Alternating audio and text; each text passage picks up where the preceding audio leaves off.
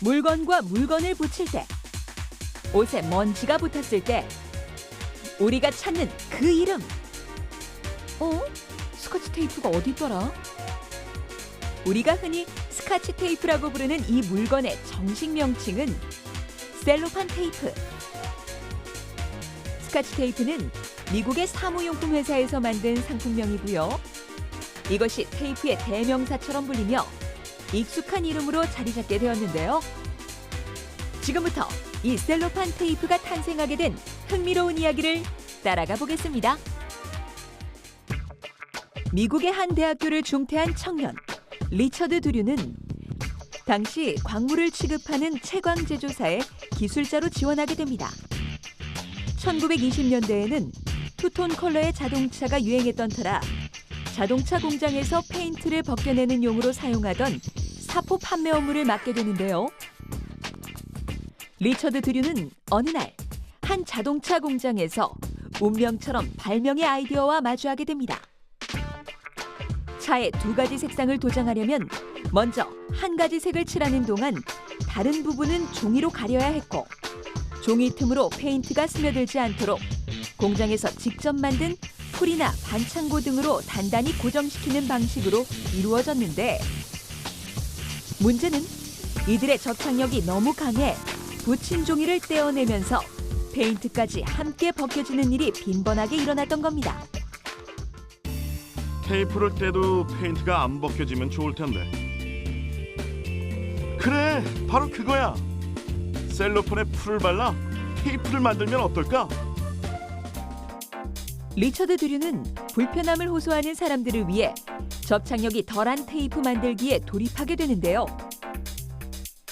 하지만 셀로판에 풀을 바른 후 돌돌 말아 올리면 풀이 셀로판 뒷면에 달라붙는 문제가 발생했고, 이를 해결하기 위해 셀로판 뒷면에 접착제와 친화성이 없는 물질을 발라 감은 테이프가 쉽게 떨어지도록 문제를 해결하게 됩니다. 셀로판 테이프의 한계를 넘어선 더 강력한 접착제가 있습니다. 뭐든지 착착, 감쪽같이 붙이는 순간 접착제. 오늘날 생활 필수품이 된 이 접착제가 알고 보면 실패작에서 탄생한 발명품이었다는 사실. 바로 이 사람이 지금의 순간 접착제를 최초 개발한 주인공인데요. 1942년 미국 이스트먼 코닥의 화학사업부에서 일하던 해리 쿠버 박사는 제트기 조종실의 덮개를 만들기 위해 내열성 고분자 물질을 개발하는 연구를 총괄하게 되는데요. 팀원 중 한 명이 910번째 화학물, 즉 시아노 아크릴레이트를 테스트하기 위해 굴절기의 두 렌즈 사이에 분사했고, 결국 이 두 렌즈가 달라붙어 분리시킬 수가 없게 된 사건이 일어납니다. 당시 굴절기는 약 3,000달러 정도로 꽤 비싼 실험 장비였기 때문에 비상 상황을 맞이하게 되는데요. 해리 쿠버 박사는 이 물질 자체에서 새로운 가능성을 포착하게 됩니다. 그래! 시아노 아크릴레이트 자체를 접착제로 활용하는 거야. 실험은 곧 접착제 개발로 전향되었고, 이스트먼 910이라는 이름으로 특허를 받게 되면서 본격적으로 시장에 등장하게 됩니다. 이후 해리 쿠버 박사 일행은 사람의 근육 조직을 결합하는 목적으로 의료용 접착제를 개발해 미국의 식약청에서 승인을 받게 되는데요. 특히 전쟁터에서 병원으로 수송하던 중 과다출혈로 사망하던 수많은 사람들을 기지병원까지 무사히 수송하면서 진가를 발휘하게 됩니다. 우연히 발견하게 된 위대한 발명품이 여기 또 있습니다. 1940년 최초 시판된 이래 오늘날까지 여성들의 필수품이 되고 있는 스타킹의 원재료 라일론을 처음 만들게 된 배경인데요. 미국의 화학자 월리스 캐러더스는 한 섬유회사의 연구소에서 고분자에 관한 연구를 하던 중 동료 연구원 한 명이 실험에 실패한 섬유 찌꺼기를 불에 쬐어 떼어내려고 하자 찌꺼기가 끊어지지 않고 계속해서 길게 늘어나는 현상을 발견하게 됩니다. 이를 본 월리스 캐러더스는 인공화학 섬유 개발을 추진하였고 1937년 나일론의 특허가 출현되면서 거미줄보다 가늘고 철사보다 질긴 기적의 섬유가 탄생하게 됩니다. 나일론 스타킹이 출시된 첫날에만 500만 켤레가 팔려나가는 기록이 펼쳐지지만 우울증을 가지고 있던 월리스 캐러더스는 스스로 생을 마감하며 그 영광을 함께하지 못한 채 눈을 감게 됩니다. 오늘날까지 전 세계가 사랑하고 그 가치를 인정받고 있는 발명품들. 우연과 행운이라는 단어로 포장되어 전해지지만 찰나의 순간 새로운 눈으로 바라본 그들의 통찰력과 기회를 성공으로 이끈 노력이 빚어낸 결과물이란 사실을 기억해야 할 것입니다.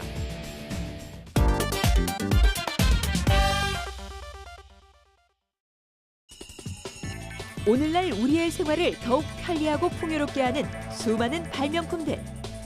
하지만 이러한 발명품이 생각지도 못했던 부작용을 낳으며 때로는 환경과 생명을 위협하는 무기로 작용하기도 합니다. 플라스틱은 분자수가 매우 많은 고분자 물질을 열이나 압력 등의 가공을 거쳐 만든 소재를 말합니다. 플라스틱의 장점은 가볍고 단단하고 가공성이 뛰어나다는 점인데요. 내구성이 좋기 때문에 사용하는 데는 안정적이지만 역으로 미생물에 의한 분해가 잘 되지 않아 썩는 기간이 오래 걸리고 태웠을 때는 여러 가지 화합물이 배출되기 때문에 환경과 인체에 악영향을 미치게 됩니다. 1997년 일본의 과학자들은 인간 체내에 유입돼 정상 호르몬처럼 작용하는 물질을 일컬어 처음으로 환경 호르몬이라는 용어를 사용하게 되는데요. 플라스틱이 연소하게 되면 보통 유해한 일산화탄소라든지 다이옥신 같은 매우 위험한 물질들이 방출될 수 있고요. 뿐만 아니라 만약 플라스틱 내에 염소를 함유하고 있는 경우에는 이런 것들이 연소하게 될 경우 역시 유독한 염화수소가 발생할 수가 있겠습니다. 플라스틱에 대한 막연한 공포는 떨칠 수 없지만 그렇다고 사용을 중단할 수도 없는 현실. 우리는 그 유해성에 대해 얼마만큼 알고 있을까요? 먼저 가장 흔하게 사용하는 페트는 주로 물을 비롯한 음료 등을 담는 용기로 사용되고 있는데요.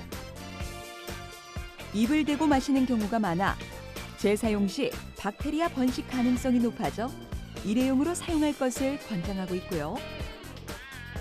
주방의 필수품, 투명넥과 고무대야, 호스, 샤워 커튼 등의 재료인 폴리염화 비닐, 즉 PVC는 성질이 유연하고 열에 매우 약해 소각할 시 독성가스와 다이옥신을 대량 방출하기 때문에 가장 치명적인 합성 수지로 알려져 있습니다.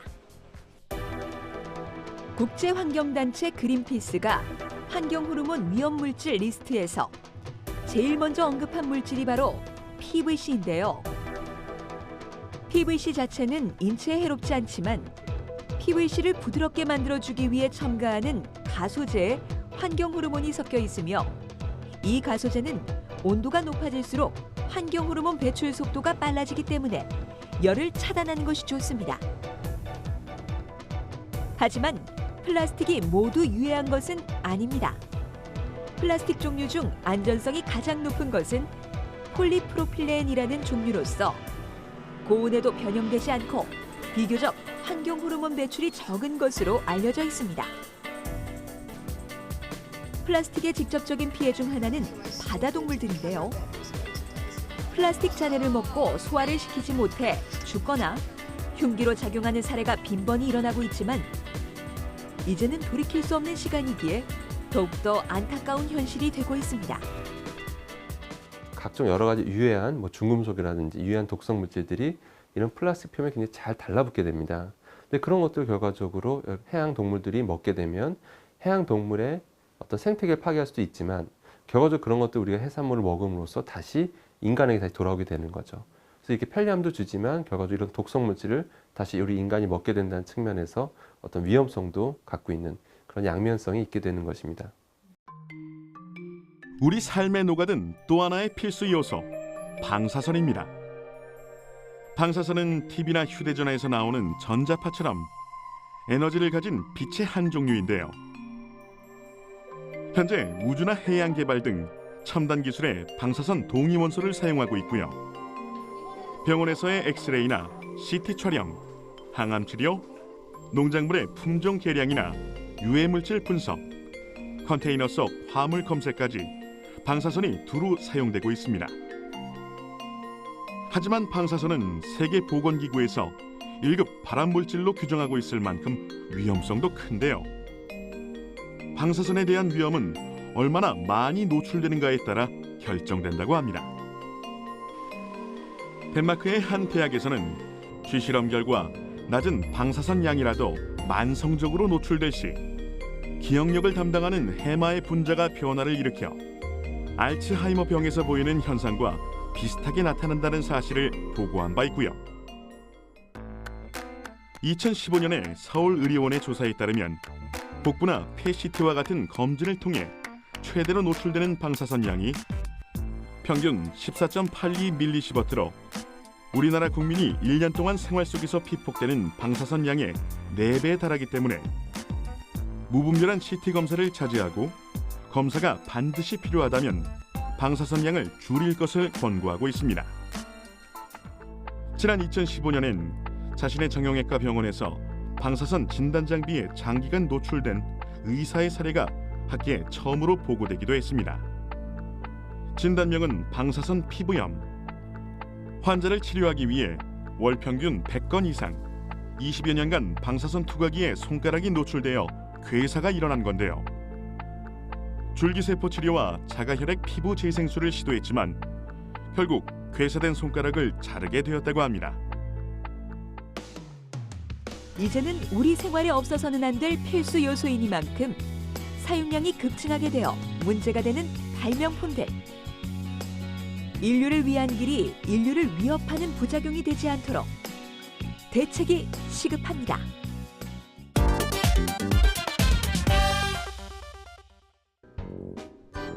자기야, 나 지금 서울인데 16분 후에 부산에 도착할 거야. 알았어, 조심히 와. 공상 영화 속 대사냐고요? 아닙니다. 우리가 곧 현실에서 마주하게 될 초고속 캡슐 열차 하이퍼루프가 그려낼 코앞의 이야기입니다. 지난 2013년 미국의 전기자동차 업체 창업자 앨런 머스크가 하이퍼루프에 대한 세부 계획을 발표한 후 최근 미국 네바다주 사마 라스베이거스에 건설 중인 테스트 시설에서 주행 실험 결과 1.1초 만에 시속 187km를 돌파하는 데 성공하면서 다시금 전 세계에 이목이 집중되고 있는데요. 몇 년 전 저는 LA에서 교통체증 때문에 예정했던 회의에 1시간 지각하고 말았어요. 그 순간 떠올랐죠. 분명 더 빠른 이동수단이 있을 거라고.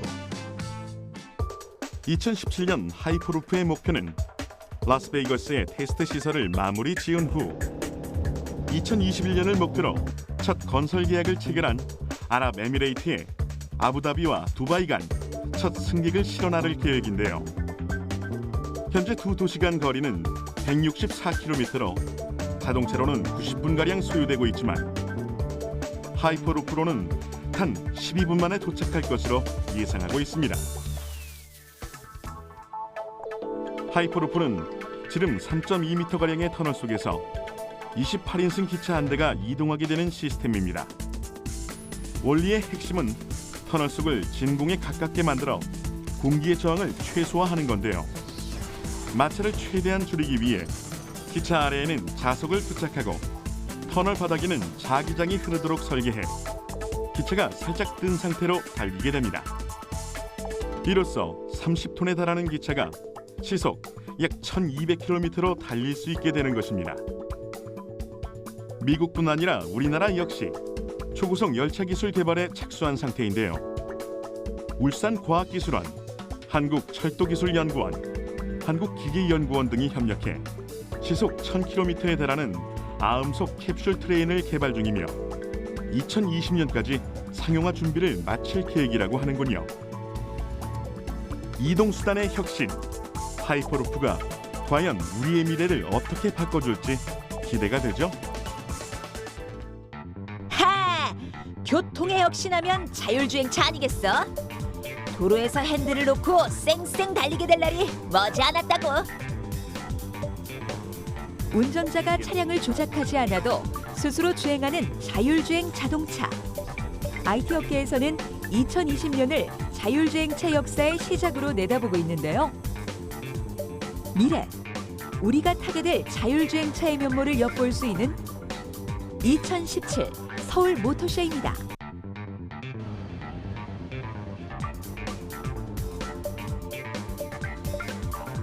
특히 세계적으로 기술적 완성도에서 높은 평가를 받고 있는 친환경 자율주행차는 인공지능, 네트워크, 보안 기술 등 다양한 기술을 선보였습니다. 현재 일반적으로 공개되어진 GPS 기반의 자율주행 기능뿐만 아니라 GPS가 통하지 않는 실내 지하 주차장 및 그리고 차선 정보가 없는 골목길까지 자율주행을 할 수 있도록 하는 기능이 추가되어 있습니다. 자율주행차를 직접 타보는 느낌, 과연 어떨까요? 갖가지 장애물이 설치되어 있는 주행 코스에 도전해봤습니다. 양손은 편안하게, 시선은 전방을 고정할 뿐 딱히 할 일이 없습니다.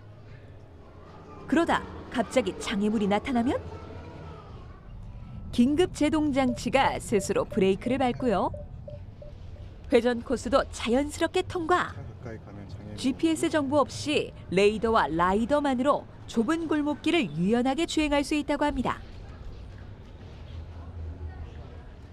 차량 레이더와 카메라, 인지 센서 등 최소한의 센서를 추가해 자율주행 기술을 구현한 친환경 자율주행차.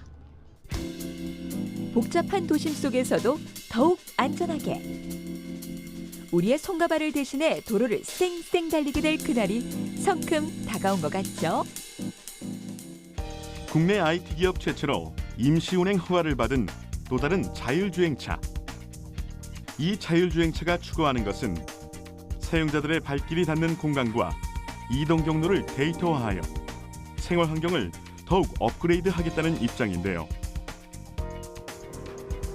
단순히 전방에 있는 사물을 인식하는 것보다 더 나아가서 딥러닝 기술을 이용해서 어떤 차종인지 그리고 보행자인지 판단하는 것까지 해내고 있습니다.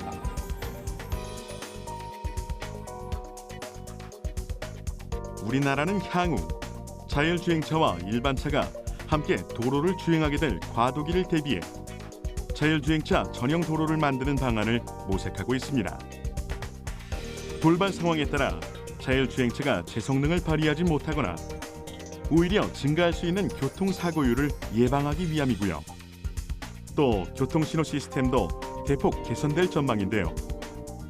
현재 대부분의 교차로에서 일정한 주기에 따라 무조건 신호를 전환하고 있는 방식에서 앞으로는 교통량에 따라 신호 주기 변경이 탄력적으로 이루어질 예정이라고 합니다. 그 차가 점점 이제 운전자들을 약간 좀 귀찮게 하는 상황이 될 겁니다. 그러니까 전에는 내가 알아서 다 혼자서 갔었는데 얘가 자꾸 알려주니까 자연스럽게 익숙해질 것 같습니다. 스마트폰처럼요. 막연했던 상상의 아이디어들이 현실이 되고 있는 지금. 인간의 잠재력은 어디까지인지 끝없는 호기심과 도전이 세상을 혁신하고 있습니다.